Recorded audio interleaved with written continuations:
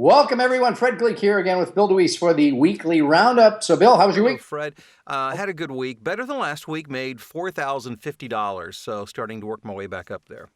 Got it. And so, again, below the goal of 6,000, but Right. moving back up after this sort of a little bit of a slump. It's been, I tell you what, the beginning of this year has not been the easiest. And part of that is, as I mentioned earlier, for those who have followed the podcast, I dropped my biggest paying client at the beginning of this year.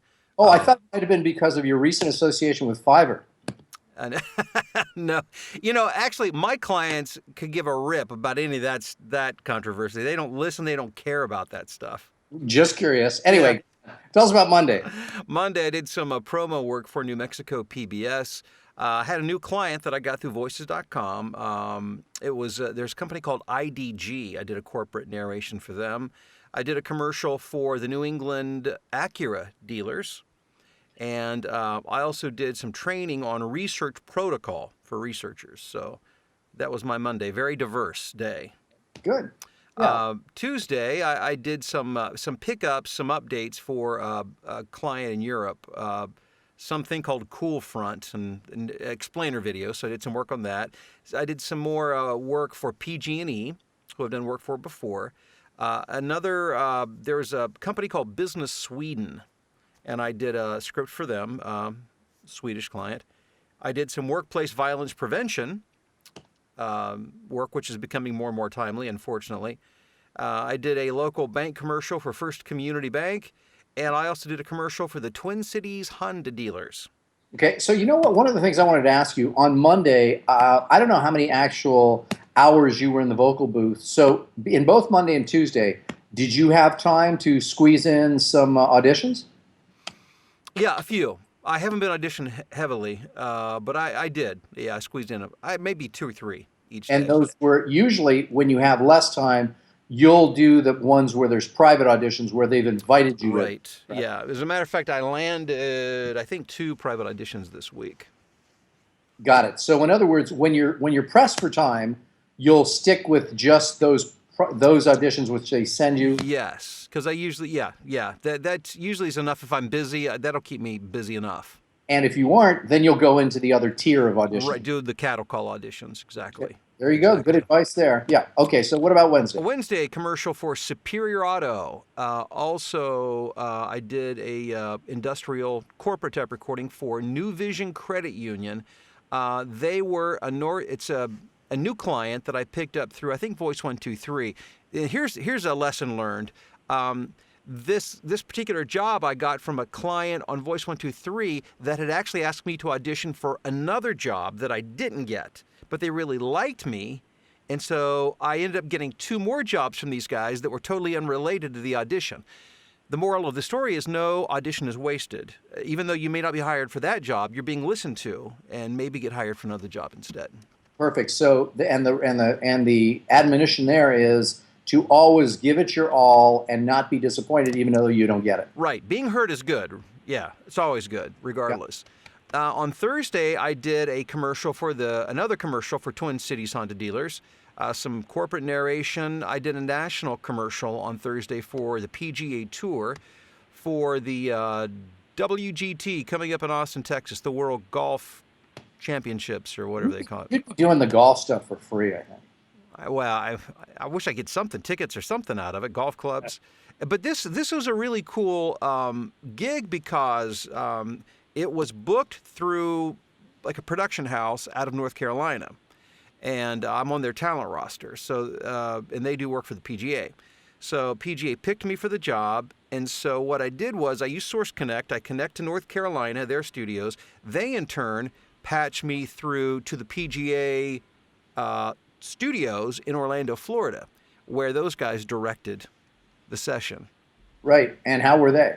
They were great. I mean, gosh, the entire recording session took 5 minutes, 3 takes. And Nice. yeah, I mean, most of my time was spent waiting for them to get set up. Once we did it, we just did 3 takes, so it was easy. Speaking of golf, I don't know if you saw this, but in the Deweese members group that we have, and by the way, blatant plug here, if you aren't a member of Deweese members, go to deweesemembers.com and sign up. Lots of great benefits, but there's a woman in there. I don't know if you saw this thread because you've actually probably been working. she's from Augusta, Georgia. So I did. I got so subtly told her. Did you see that? I did see that. I told her. I said we'll be crashing on your couch. Yeah, we're just a few weeks away from that. I know. Yeah. So that's cool. I did see that. Like, hopefully they liked your voice enough at the PGA that they may want to use you for Masters coverage. That would be nice. They've used me before. I've done other. I did it. I recorded a commercial for not the PGA Championship, but the Players Championship a couple years ago, and I've done other things for their First Tee program. So I always like. Here's a question for you that relates to everybody.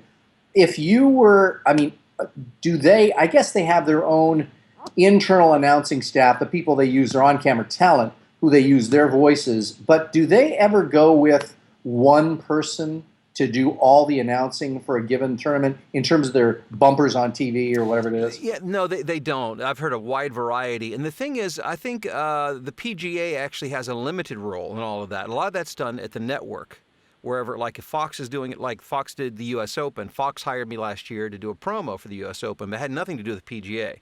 Got it, because the people that are behind it are the actual network that's broadcasting. Right. Yeah. Okay. And so is there, now when that happens, so then again, hopefully helping those who are listening or watching, can you somehow try and sort of promote yourself saying, hey, by the way, I'd love to do this, for all 4 days or whatever it is? Yeah, no, it's really, I mean, standard etiquette is your job is to show up and record and keep your mouth shut otherwise. And so I really, I learned early on that nobody really cares what I have to say anyhow. I mean, I'm there for the job, and the best thing I can do is do a good job, and then they won't forget me, hopefully. But I guess, do they not want? There might be something on their part saying they want to use different voices for this because they don't want people to get too accustomed to one and expecting it. Correct? Oh, I think there's a lot of I think a lot of advertising people do think that way. Okay. So, they've used me before. Obviously, I'm on their radar because they've used me before. They decided it'd be good time to use me again, and I'm sure they'll use me again in the future. Sorry, folks, to take so much time on this golf issue, but it's important. Both Phil and I golf, yeah. Okay, so let's move on to Thursday. Okay, Thursday I did a commercial for the Twin Cities Honda dealer. Oh, no, Thursday. I'm sorry, told you that. I did one other project on Thursday. A European client. This is a new client. They contacted me through my website called InBev, like in beverage. It was an in-house presentation that I did. This morning I started off with a brand new client that I got through Voices.com, a product called Lenny Pads. It's a puppy pad type of thing. So I did that this morning. I did another ad for New England Acura dealers. I did a medical equipment explainer type video for the Endocapsule 10. It's a camera they put down your intestine. And then also did on-hold work for National Car Rental today for the Honolulu airport. Gotcha. Okay. And that was my. That's wait a minute. No, actually, I had another new client. I just did their work just a bit ago. I got them through Voices.com. It is a jewelry store in a small market someplace. They're looking for a voice for an ad, so I got that as well. Now, how would it change things if all of your business could be gotten directly through your website? Would that be better, worse, indifferent? I would prefer it because I like dealing in, I get a lot of work through Voices.com, obviously. The one thing I'm not crazy about with Voices.com is I don't like using their interface where there's a 10% charge for, an escrow fee where they manage collecting the money and getting the money. Actually, I like doing that myself and having control of that situation. I want to communicate. I want them to have my email, my phone number. I like to do that directly. It's personal. Not everybody does. I do. It's personal preference. Yeah, so, and I think that many people, given your business background, in addition to being a voiceover artist, emphasis on the word artist there, many artists that I know are not really super interested or inclined towards doing their own bookkeeping and doing all that. Yeah, in that case, you'd love it. And it's not a big deal. It's just a preference. Yep. Voice 123, basically, they just, it is almost like using my website. People still contact me directly. So I like that a lot.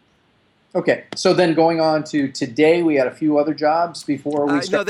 So I just finished the Honolulu airport. That was the last. Oh, actually, the jeweler was the last job for today. And that capped me off at $4,050. Perfect. So, any other final words of wisdom before we sort of lock this up and call it a week? Yeah, the only thing I'll say is if you noticed, almost all my new clients, I think I had 4 new clients this week. 3 came through pay-to-play sites. So if you have a negative connotation, don't. There's a lot of money to be made through pay-to-play sites. Yeah, and again, I always used to tell people, and again, not being a voiceover expert, just being someone who's picked up things from you along the way here, when we do regular marketing work, and I work with a lot of people on their marketing, one of the things that I always say is a good rule of thumb is to say that oftentimes 25 to 30% of your gross sales is spent on marketing. So then if you put that into the voiceover contacts with pay to play, I'm sure it's much, much less than that when it comes out to the total dollars in terms of how much you're paying for them, including even your platinum membership or whatever it is you use. Right, which I do pay for a platinum, but you're right, it's far less than 30% of my income. There you have it, folks, and we'll see you again next week. Thanks, Fred.